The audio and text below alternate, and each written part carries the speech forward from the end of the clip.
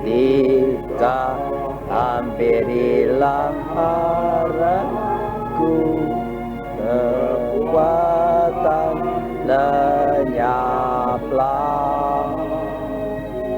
Yesus Tuhan, pegang akan aku, ditolongnya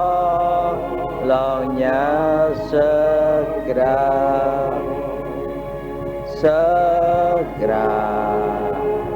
Ditolongnya. Besar kuasanya, bila ku lemah, Yesus datanglah.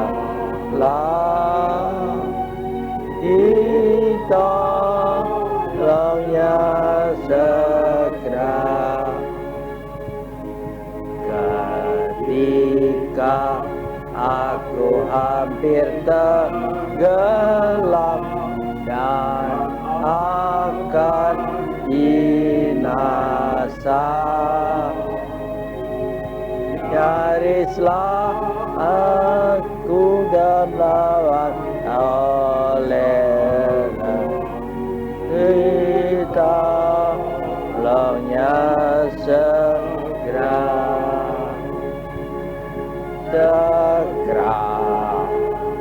Ditolongnya. Besar kuasanya, bila ku lemah, Yesus datanglah. Ditolongnya segera. Tengah bahaya kuasa gelap, ku harap padanya. Pun di sisi maut dan kubur yang senyap, ditolongnya segera.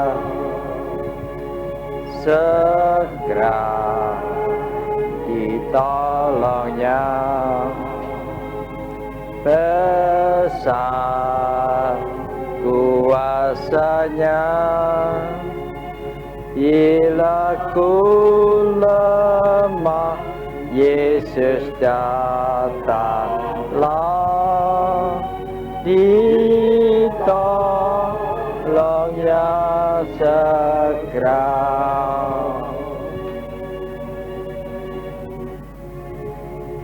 Mari kita berdoa. Saya minta Saudara Tengkiang membuka dengan doa. Tuhan Yesus,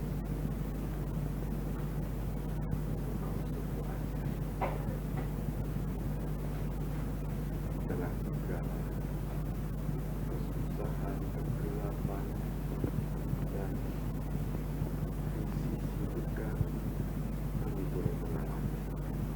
Sebab Yesus tidak pernah membiarkan terima kasih Tuhan, kami boleh menjadi milik-Mu. Bawa dan masa-masa yang jauh lebih sulit di depan kami. Tuhan kami berdoa dan mengucapkan sebab itu Tuhan, beri kami jalan dengan Engkau dengan setia. Beri kami makin mengenal hebatnya kasih setia-Mu, besarnya Tuhan kuasa. Bukakan hati kami kepada-Mu sementara Tuhan, biar jadi semua kehendak-Mu dalam tiap diri kami. Tuhan Yesus, tegur, ajar, tutur, dan kuatkan kami.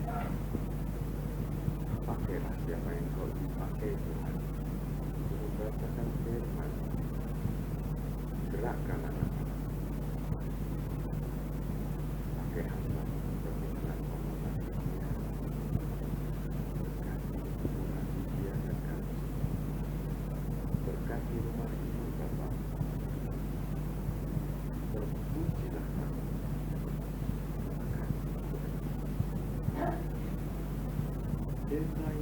Come vamos y fena pare tona toma sala fere ta alleluia. Yasefana patore fala alas dinafa aleste menekula haleluya. Tuhan, terima kasih untuk firman-Mu. Urapi kami dengannya. Terima kasih Tuhan untuk Injil yang Kau berikan kepada kami, untuk kurban yang telah Kau bayar buat kami. Terima kasih untuk kematian-Mu. Sucikan kami dengan darah-Mu. Tuhan, kami begitu bodoh, tidak mengerti jalan-Mu dan rencana-Mu.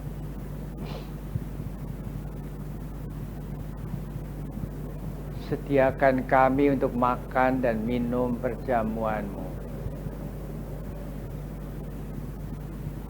Berkati kami berganda-ganda. Beri kami menikmati kekayaan yang Kau sediakan buat kami. Terima kasih Tuhan Yesus. Kau ampuni kebodohan kami. Terima kasih Tuhan. Amin. Kita baca firman Tuhan dari Mazmur 16 ayat 1 sampai 3. Mazmur 16 ayat 1 sampai 3 begini bunyinya. Miktam dari Daud, jagalah aku ya Allah, sebab padamu aku berlindung. Aku berkata kepada Tuhan, Engkaulah Tuhanku. Tidak ada yang baik bagiku selain Engkau. Orang-orang kudus yang ada di tanah ini, merekalah orang mulia yang selalu menjadi kesukaanku. Saudara-saudara, Daud tuh nyanyikan ini, jagalah aku. Dia berlindung pada Tuhan. Tapi yang jadi masalah itu sebetulnya titik permulaannya tuh ini. Buat saudara, hidup itu susah atau gampang? Nah, asalnya tuh ini. Gara-gara dosa, hidup itu jadi susah. Dulunya nggak susah. Di Taman Eden itu semua mudah, semua disediakan. Kemudian dosa itu membuat kita hidup semua susah. Sekarang saudara mau cari Allah, gampang pas susah? Susah kan saudara bilang? Oh itu dasarnya dasar dosa sama. Semua susah. Tapi di Tuhan Yesus itu mati dan Dia menyediakan jalan yang gampang. Dia katakan mulai pada hari ini nih, hari Dia mati, hari Dia bayar, ada pesan bahagia, pesan gampang, ada yang gampang. Dan saudara memang nggak bisa diterima oleh dunia ini. Dunia ini paling seneng kalau dia berhadapan dengan yang susah. Semua itu mesti hasil usahanya. Semua itu mesti hasil susah payahnya, pahit getirnya. Apa aja coba? Itu sebenarnya beritanya Tuhan nggak laku. di kayu salib, dia bilang, sudah genap. Sudah genap apanya? Kalau sudah genap yang dia kerjakan, apa susahnya? Nah, kenapa sampai nanti itu Alkitab ini nggak dimengerti orang, kabar kesukaan nggak dimengerti orang itu karena dasar pemikirannya dari titik permulaannya, saudara termasuk orang yang semua susah, jadi di dalam dosa, atau saudara termasuk orang yang semua gampang di dalam anugerah Tuhan. Seperti itu sebetulnya. Coba lihat sekarang, lihat dalam hidup saudara. Semua kan susah, saudara mau selesaikan sendiri susah, ini susah, semua susah. Tapi yang Tuhan selesaikan, loh, lihatin aja. Misalnya dia mau menyelesaikan buat saudara, semua gampang, tinggal di pintu dibukain, semua dikasih, semua diselesaikan. Kita cuma tinggal bilang, amin. Amin itu artinya gitulah. Kita cuma tinggal mengiyakan aja. Tuhan bayar, Tuhan tebus, Tuhan selesaikan. Kita cuma bilang, ya. Saudara-saudara, itu sebabnya nanti kita lihat bedanya secara basic, ya, secara hakiki, ya. Orang yang hidup di dalam Tuhan, hidup di dalam anugerahnya, sama orang yang hidup di dalam dunia, kentara sekali bedanya.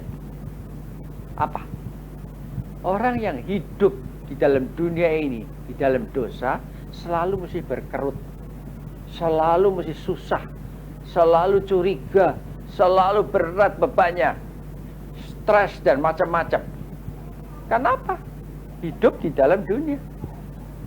Nah, orang yang hidup di dalam Tuhan, anugerah Tuhan saja, dia sukacita. Selalu dia sukacita. Selalu bersorak-sorai. Sebab apa? Dia tinggal terima. Semua dia tinggal terima. Hidupnya dari hari ke hari tinggal terima. Sudah disediakan. Kan beda kan. Saudara kalau hidup sendiri, mesti masak sendiri, nyapu sendiri, ngepel sendiri, sama saudara sudah ada orang yang lakukan, kan beda. Bangun tidur baru ngolet juga sudah ada makanan siap. Saudara-saudara, itu loh hidup dengan Tuhan, berlindung pada Tuhan, hidup sebagai orang percaya dengan hidup sebagai orang dunia ini. Kita gampang kok mau melihat orang itu hidup dari anugerah atau dari dunia, gampang. Lihat aja, hidupnya susah atau hidupnya gampang. Saudara, apa saja saudara nyusun dengan Tuhan gampang, saudara nyusun sendiri susah payah. Ini nggak bisa disembunyikan, nggak bisa dibohongin kita, nggak bisa. Saudara mau ngomong apa saja,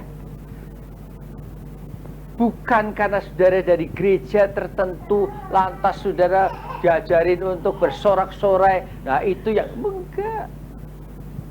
Sorak-sorai dan sukacita itu, istilahnya itu bahagia itu ada di hatinya orang yang semua disediain, yang semua sudah disiapkan, semua tinggal dibukain pintunya. Terus dasar ada orang yang setengah mati bersyukur, gagal terus gak ada hasilnya. Ada orang yang dia cuma nyentuh aja, hasilnya itu di luar dugaan. Saudara ngalami ini enggak? Salah kalau saudara mulai percaya dengan merasa susah, itu salah. Mulainya aja coba lihat. Yang dipanggil itu yang berlelah dan menanggung berat. Nggak ada susahnya kan? Susahnya malah dipanggil. Lantas kita lihat, dia menyelamatkan kita. Kita bayar apa? Nggak bayar apa-apa. Anugerah Tuhan. Apa coba? Kita mesti nyumbang apa? Nggak ada. Oh, saudara, itu perpuluhan itu bukan sumbangan saudara loh. Kalau perpuluhan itu sumbangan saudara, jangan kasih. Perpuluhan itu adalah hasil tantangan Tuhan. Cobailah aku. Kalau nggak aku bukai pintu langit. Itu hasil tantangan Tuhan. Sebab itu saya nggak pernah. Oh, terus nyembah terima kasih ya untuk perpuluhan saudara. Saya nggak pernah. Oh, itu urusan orang itu dengan Tuhan. Saya cuma nerima aja. Saudara tahu. Dan tidak ada orang ngasih perpuluhan pada saya merasa sombong. Tuh. Tidak ada. Biar 100 perak atau 100 juta. Dia harus memberikan dengan hormat. Saya cuma hamba aja yang terima. Jadi saudara lihat. Dasarnya itu karena ini. Nah, saudara seringkali nggak ngerti percaya, nggak ngerti Injil, nggak ngerti itu karena dasar saudara salah. Pakai dasar dosa, di mana semua susah, saudara mencoba mengerti anugerah. Loh, saudara, lain sama sekali. Oh, ini aja dasar ini aja. Saudara anak ya di rumah. Orang lain pegawai. Ya, saudara mecahin barang. Orang lain mecahin lebih kecil. Dihukum. Ya, saudara tahu. Lain, nggak bisa kita ngiri. Kita bilang, oh itu kok gitu, dia kok gini. Enggak. Aturannya lain. Aturan orang yang berlindung pada Tuhan, yang hidup dari anugerah Tuhan, sama aturan orang yang bekerja berkeringat untuk mendapatkan sesuatu lain. Nah, timbulnya orang kikir juga nanti dari orang dunia ini, karena dia setengah mati usaha baru dapat sedikit. Sebab itu dia sekarang mesti jaga jangan sampai habis. Orang yang hidup dari anugerah, orang yang hidup dari anugerah Allah, oh dia dapat semua. Jadi kalau habis, ya minta lagi dengan sendirinya. Saudara tahu. Dan ini loh, kalau saudara nangkep ini, saudara akan lihat hidup saudara gampang sekali. Semua disediakan. Dan saudara nggak perlu nyari-nyari yang tidak ada. Nggak perlu. Sebab Tuhan tahu persis apa yang bisa bikin bahagia saudara. Nah itu, lainnya itu. Entengnya hidup saya sama beratnya hidup saudara itu. Saudara selalu punya alasan, ya boksu sih gampang, saya susah, nggak bisa, susah dan macam-macam. Itu bahasanya orang yang hidup di dalam dunia ini. Tanda bahwa saudara diampuni segala dosa saudara ialah bahwa saudara tidak ada beban lagi. Tidak ada. Saudara pindah dari kerajaan gelap kepada kerajaan anak yang dikasihinya. Saudara, apa saudara rasakan ini enggak? Dari dulu saudara enggak pernah mikir ya. Kenapa saudara rasanya susah untuk percaya ya? Ya terang dong. Kalau saudara berdiri dengan dasar dunia ini, tidak mungkin saudara bisa. Saya kalau ngomong sama orang-orang yang hidupnya dengan dunia ini, bahasanya nggak ngerti, mereka nggak ngerti. Dan saya juga nggak bisa jelaskan. Nggak bisa.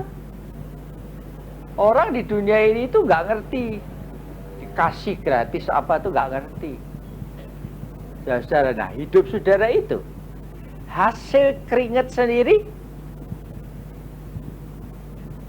atau pemberian Tuhan semua. Orang yang terima pemberian Tuhan nggak bisa enggak, dia mesti ketawa, dia mesti bahagia, dia mesti sukacita. Nggak usah disuruh. Orang suruh kerja keras, kalau saya bilang muji Tuhan, ya terang aja berat. Tapi kalau saudara hidup dari pemberian, sekarang saya mau tanya saudara, yang saudara punya itu saudara pemberian atau hasil keringat saudara? Ada satu perkara yang lain. Orang yang hasil keringatnya sendiri, dia mesti sombong. Sebab kalau keringatnya tidak menghasilkan apa-apa, dia nggak bisa sombong, jadi dia down. Udah kompleks macam-macam dah. Oh, itu dosa. Itu dosa. Hakikatnya dosa itu. Bisikan ular kepada Adam itu hasilnya. Kalau kita nggak berhasil, kita munafik. Sombong juga. Kalau kita berhasil, kita sombong juga. Tapi orang yang hidup dari anugerah Tuhan, makin dia diberkati, makin dia rendah hati. Makin dia rendah hati, makin dia sukacita. Ketawanya tuh di situ. Saudara, saya nggak pernah mikir kenapa. Oh, dulu saya kalau mau mengajarkan pemahaman Alkitab tuh pakai di stencil semua, nggak ada hasilnya. Ternyata hanya orang yang hidup dari anugerah Tuhan yang nangkep langsung, benar. Dan saudara boleh lihat dah. Nanti ini pada hari-hari yang akan datang, kalau kesusahan macam-macam itu datang, orang yang biasa terima dari anugerah Tuhan, biar dengar di sana ada bahaya, sana ada perang, dia akan tetap bilang, biar di mana juga aku dilindungi. Mau dari mulanya perkara kecil, perkara besar, bolehnya pengasih Tuhan. Nah, orang yang usaha sendiri, waduh, ini usaha sudah dibangun dari kecil, nanti hancur, dibakar. Pikirannya macam-macam, dan akhirnya jadi pikiran jahat. Saudara nggak bisa tutup-tutup. Ini gamblang, nggak usah dibilang transparan, ini memang selalu transparan, kelihatan dari hidup saudara. Orang itu nggak usah nyaksikan apa-apa, yang disaksikan itu. Apa saudara hidup tuh semua bolehnya ngasih atau usaha sendiri? Nah, kalau ada kesusahan dalam hidup saudara, itu disebabkan oleh dosa. Bertobatlah. Oh, bertobat tuh gak susah. Saudara kalau bertobat, saudara datang kepada Tuhan, saudara gak bisa datang kayak pemuda yang kaya itu. Nih saya mau bawa ini. Nggak, saudara suruh pulang. Pulang, kasih dulu ke orang miskin. Gak usah kesini tangan kosong. Sebab Tuhan gak mau ngasih terus wadah yang saudara pakai itu makanan basi. Saudara dipanggil antre makan, saudara bawa batok yang bekas makanan basi bau, saudara akan diusir. Gak bisa pakai itu yang bersih. Saudara tahu. Nah, itu yang Tuhan mau dari kita. Gampang. Gak bisa bersihin, gampang. Oh, dia memang mati hari ini 2000 tahun yang lalu untuk bersihin. Saudara, ada orang nyuci piringnya, di situ ada deterjen, dia gak pakai. Tanya kenapa? Aku gak biasa kok. Loh, ada tuh orang yang gitu. Kenapa kok? Aku nggak biasa. Dipikir kalau sudah nggak biasa itu sudah benar. Itu ada memang orang nginep di rumah saya. Tuh dia habis mandi, saya mau mandi hampir kepleset. Oh, basah kuyup. Saya bilang jangan gitu dong, nanti kalau saya kepleset saya cilaka. Tapi saya kebiasaannya gitu. Loh, saudara, saya tahu. Ada orang yang gitu. Kalau kamar mandi dipakai, itu namanya orang eksentrik. Tapi dalam hidup sehari-hari, saudara akan dianggap orang baik, orang terpuji, orang yang apalagi. Tapi orang yang selamat adalah orang yang hidup dari anugerahnya. Kenapa tahu? Saudara kan kalau mau menyelamatkan diri kan bawa segala macam ya. Ibaratnya bawa pistol, bawa bedil, bawa pedang, bawa apa. Saudara, kalau orang yang diberkati Tuhan yang hidup dari anugerahnya gampang. Kasih pisau, ya pisau itu nantinya bakal berguna. Gak dikasih apa-apa, ya gak perlu apa-apa. Saya sering kali jalan. Kalau Tuhan gak kasih saya duit, ya gak perlu duit. Saudara, kalau Tuhan mau saya belanja, ya dikasih duit. Gampang sekali. Jangan saudara terus kalau nggak dikasih duit ngutang orang. Aduh ini kepalang nih, saya udah ada di sini, duitnya kurang, utang dulu. Nggak ada. Tuhan nggak pernah kurang ngasih. Dia nggak pernah nyediakan pedang, pistol kalau saudara nggak perlu. Pakai berat-berat. Oh saudara nggak tahu. Apa saudara pikir itu bawa senjata itu enak? Oh, paling nggak enak. Saya tuh udah ada belajar itu saudara. Saudara tahu, bawain bedil, waduh bisa nembak orang dalam jarak 100 meter gitu. Saya buktikan tuh. Suruh bawa tahu nggak? Cuman 5 kilo, cuma 5 kilo. 5 kilo itu kan kalau cuma dipeluk aja nggak apa-apa. Disuruh naruh di sini, jalan, suruh manggil terus. Saudara, ada lagi itu senjatanya satu peleton itu ada yang canggih. Dia tinggal dipasang di tanah, pencet dia babat pakai mau pelurunya aja sampai dibikin kayak rantai. Saudara, tapi jangan saudara masuk yang suruh bawa itu. Gila bener tahu nggak? Barang berat 100 kilo tuh kita suruh bawa. Saya suruh bawa tuh sampai aduh capek, saya seret aja. Kebun jagung itu masih hancur semua karena diseret itu barangnya. Nah paling berat itu. Saudara tahu? Senjata yang tidak bisa kepake itu berat. Ya kan? Coba bayangin. Tapi yang persis bisa dipakai, aduh itu enak sekali deh. Ada di tangan terus dipakai. Hidupnya orang percaya itu begitu. Senangnya itu bukan senang karena diajarin suruh nyanyi-nyanyi, enggak. Senangnya itu karena semua yang diperlukan itu ada. Anak angkat saya itu bingung. Dia dimintain. Lantas dia lagi gak ada.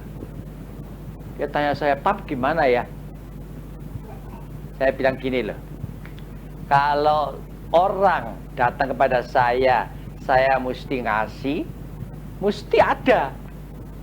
Tapi kalau ada orang nangis-nangis butuh gini, lantas saya nggak punya, saya tahu dia nipu, nggak kasih. Saudara, saya biasa dengan Tuhan. Yang saya butuhkan ada di tangan.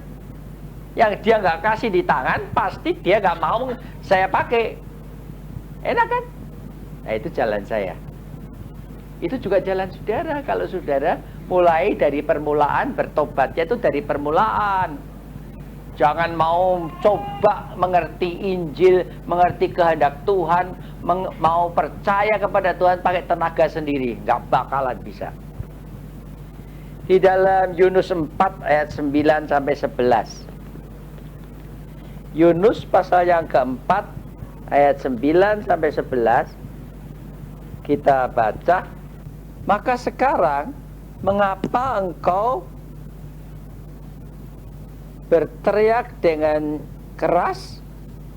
Tiadakah raja di Yunus pasal yang keempat ayat 9 sampai 11.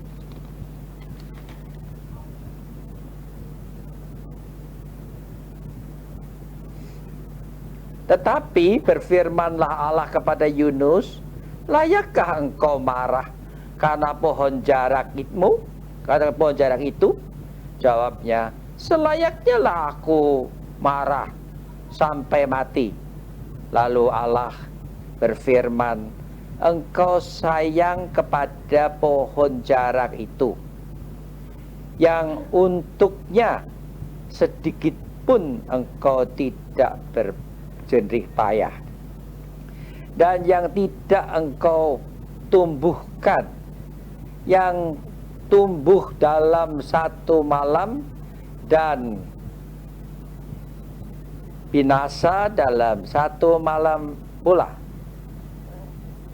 Bagaimana tidak aku akan sayang kepada Ninive, kota yang besar itu, yang berpenduduk lebih dari 120.000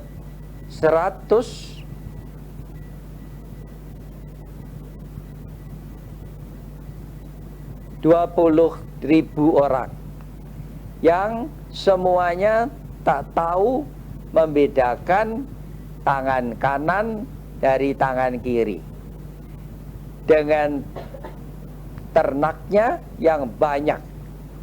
Dan saudara, Yunus seperti banyak saudara tuh, memang orang usil. Sendiri nggak becus, dia mau nganggap Tuhan Allah nggak becus. Dia disuruh ngasih tahu Ninive bakal dihancurin. Terus dia sudah tahu, dia sudah kenal Tuhan. Ya minggat. Tahu kenapa? Tuhan sih gampang ngampuni. Nanti kalau Tuhan ngampuni, muka saya taruh di mana? Atas akhirnya ikan bawa dia ke Ninive juga. Tapi lain keadaannya, Yunus di muka Ninive itu sudah lonyot semua. Saudara tahu, ditelan ikan itu artinya apa? Saudara pernah lihat? Kalau ular tuh nelen kambing, bahkan kerbau bisa ditelan. Kelihatan tuh. Itu kalau dibelek, kerbaunya itu sudah lonyot. Tahu? Kena enzimnya ular itu, hancur loh. Nah, ini sudah ditelan ikan, dimuntahin lagi setelah 3 hari. Saudara tahu? Itu kulitnya udah jangan tanya deh. Saudara, kulitnya sudah lonyot semua. Sebab itu dia nggak tahan panas. Ada matahari, dia cari peneduh. Pohon jarak itu seberapa sih saudara?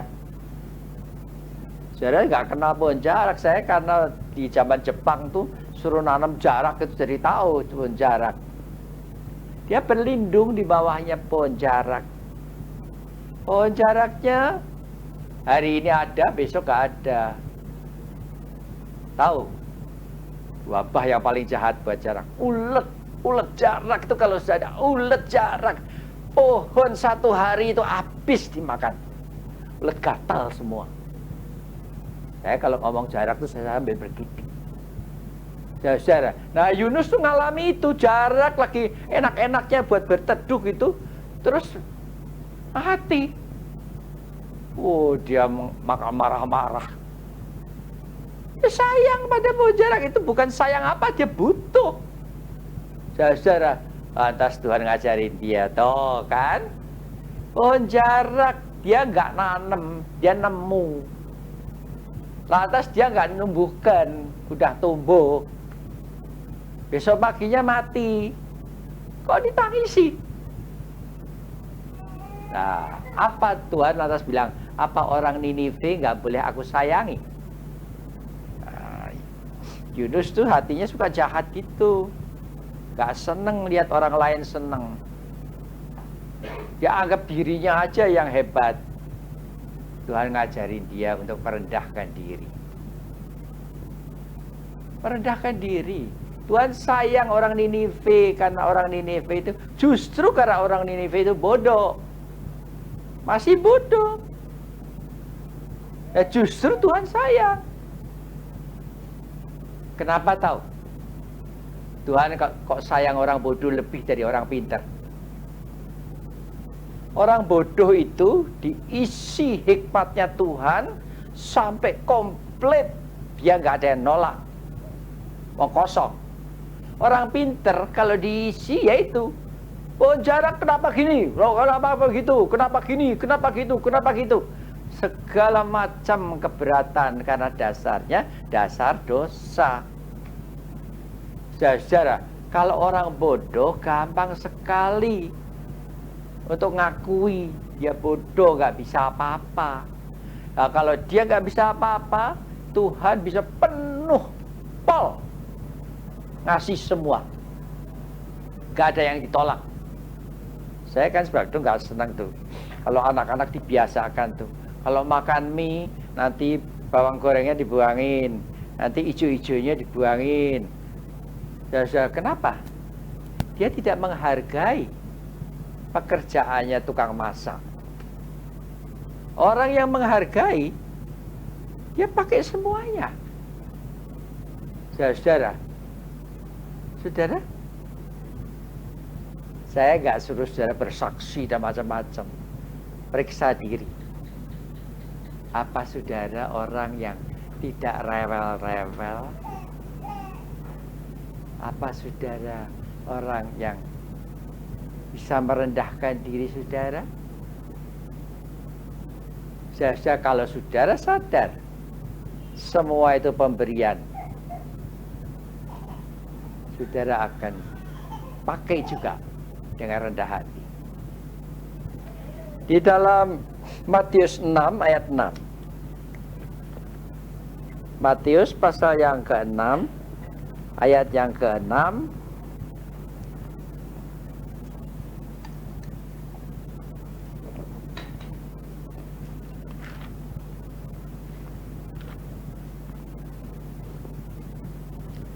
Kita baca firman Tuhan, begini bunyinya.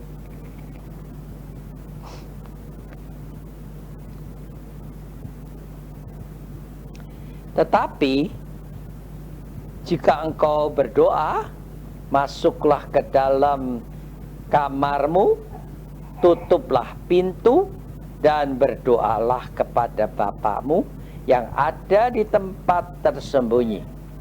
Maka Bapamu yang melihat yang tersembunyi akan membalasnya kepadamu. Cara dia begitu gampang ya.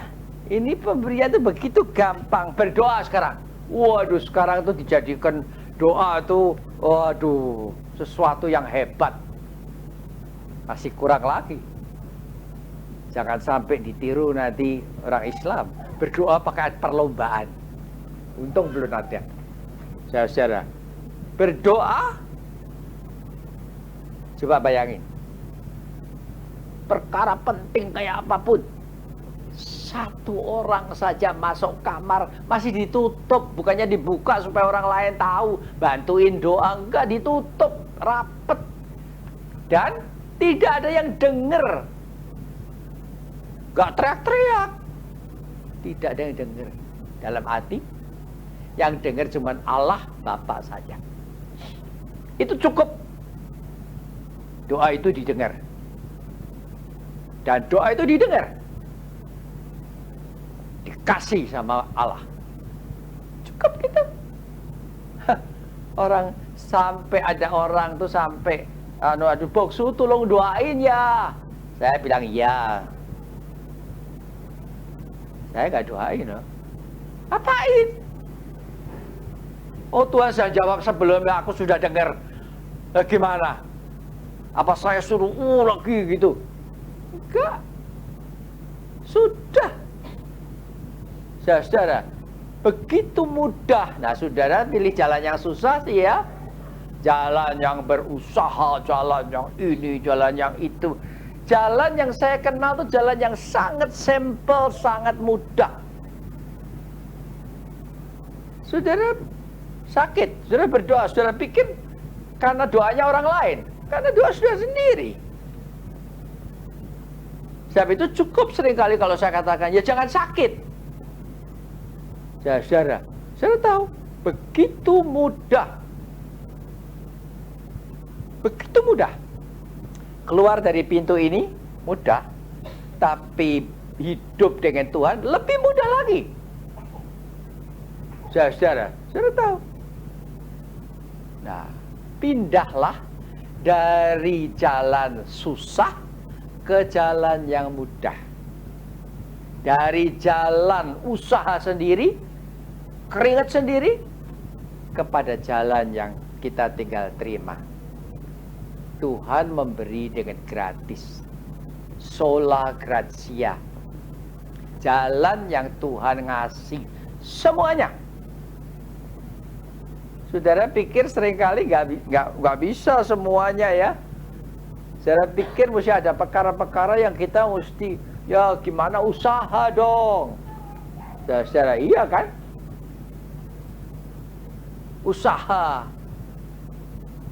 Kita nunggu-nunggu kita nggak dapat usaha, bukan? Kita nunggu-nunggu kita nggak dapat, bukannya kita cari Tuhan dan minta Tuhan yang berfirman untuk memberi.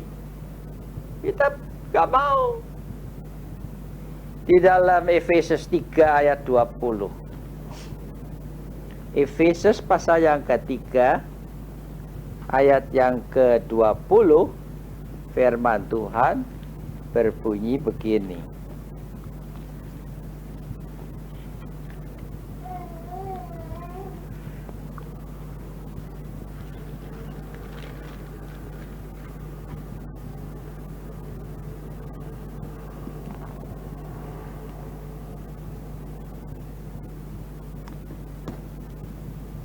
Bagi dialah yang dapat melakukan jauh lebih banyak daripada yang kita doakan atau pikirkan, seperti yang ternyata dari kuasa yang bekerja di dalam kita.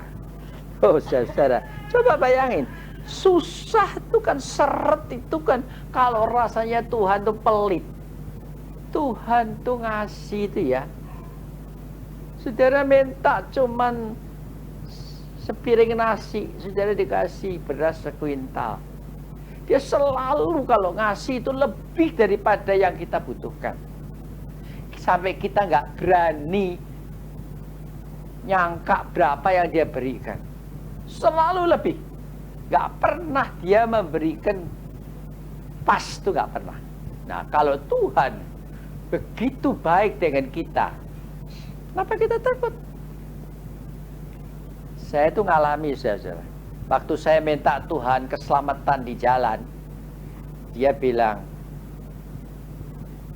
kamu tidak akan celaka di jalan. Saudara tahu, untuk jaga saya tidak celaka itu, saya dibikin begitu rupa situasinya, sehingga saya nggak pernah lihat kecelakaan terjadi. Saya nggak tahu radius berapa di keliling saya keselamatan itu diberikan. Hanya cuma minta mobil saya selamat. Tapi dia sudah jaga puluhan kilometer keliling saya itu. Dia buka. Wah, seperti anak raja aja. Saudara kan, dia itu presiden tuh kalau jalan beberapa hari sebelumnya sudah diamankan. Sampai kalau dia jalan, kalau saudara ketemu di jalan, saudara tanya, lancar Pak? Lancar. Gak pernah dia bilang macet di jalan tol, gak ada. Saudara tahu, begitulah Tuhan jamin keselamatan kita. Ini gratis loh ini. Ini bukan kalau saudara pinter, kalau saudara tekun, kalau saudara enggak, ini diberikan. Kalau saudara mau berlindung. Di Di dalam Yohanes 15 ayat 16-17. Yohanes 15 ayat 16-17.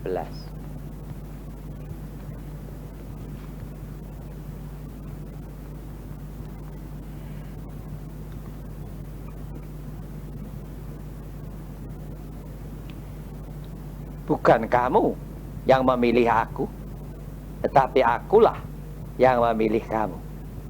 Dan aku telah menetapkan kamu supaya kamu pergi dan menghasilkan buah. Dan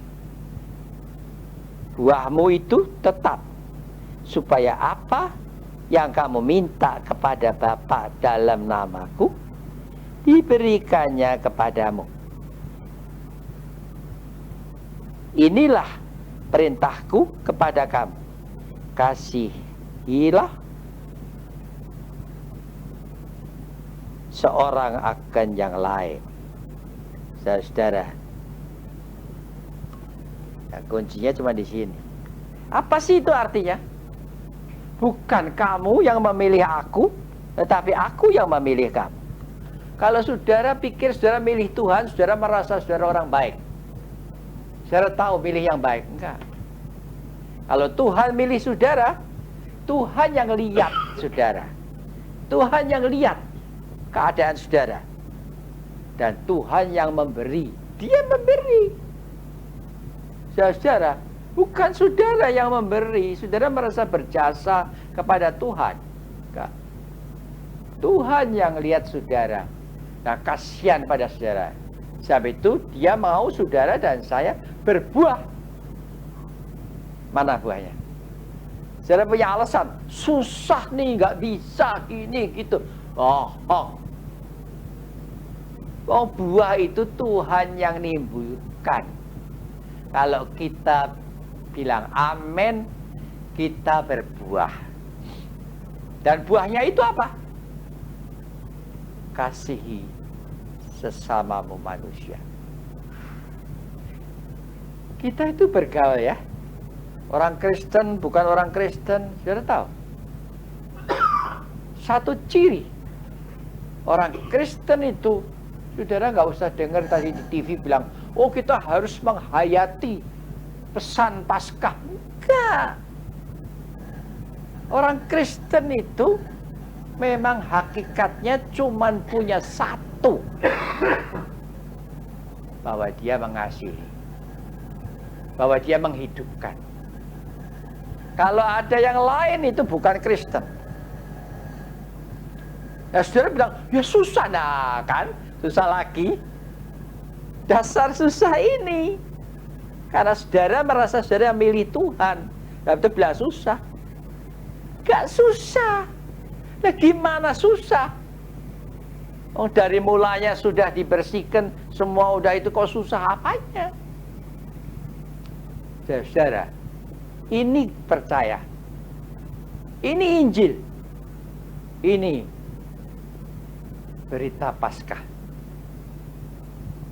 Ini hasil daripada kematian Yesus. Bahwa saudara dan saya berbuah dan bahagia. Amin. Yo feanes tak tomar kalaseng doa masyarakat omen salam dia ka salo.